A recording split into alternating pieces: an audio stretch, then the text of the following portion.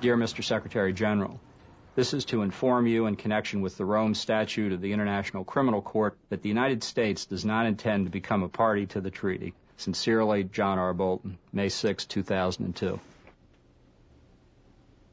The notion that somehow we're obliged to sign on to a treaty just because a lot of other people have done it, frankly, is ridiculous. If that's American exceptionalism, I'm an American exceptionalist. U.S. concerns about limits on its sovereign power had strained its relationship with the court since its founding at Rome. Whether the ICC survives and flourishes depends in large measure on the United States. We should isolate and ignore the ICC. Tangible American interests are at risk. Our main concern should be for the President and other senior leaders responsible for our defense and foreign policy. I took it on myself to be one of my responsibilities because I felt it was so important to protect American citizens from being the subject of investigation or prosecution by this institution. Thank you very much for appearing. Are Americans at danger from the ICC? Well, if in fact we have a government that does plot and plan crimes against humanity or war crimes, it's U.S. courts which have first take on that. Under the complementarity principle, we'll look into this matter, we'll investigate it, we'll determine whether there's a basis for prosecution or not of these crimes. When I was negotiating the treaty, that was in fact one of our victories. And yet, of course, the criticism has continued. Specifically, I propose for the U.S. policy the 3 no's.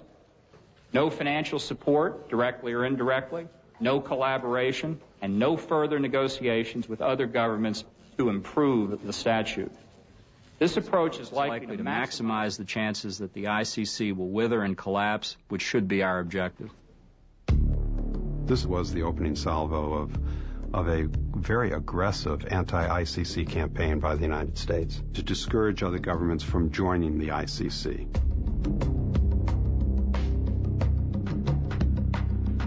The Bush administration went on an ideological jihad against the International Criminal Court.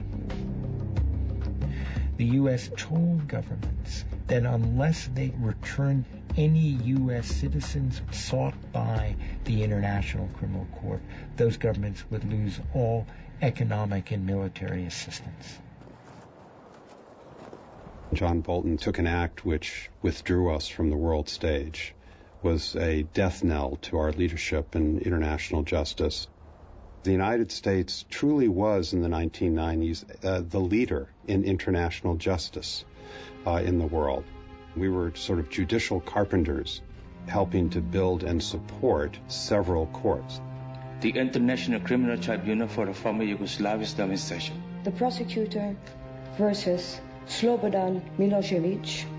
The Yugoslav Tribunal, the Rwanda Tribunal, those were carpentry exercises that we took great pride in.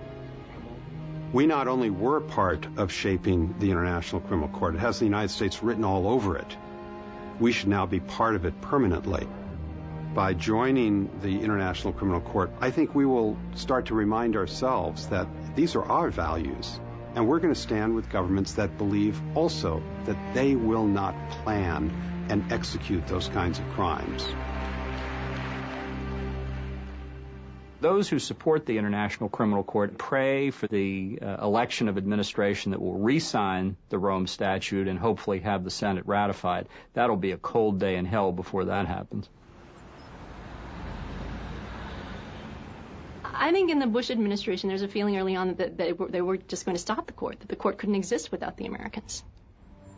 It didn't stop us from doing what we needed to do. We represent interests that are much broader than the United States.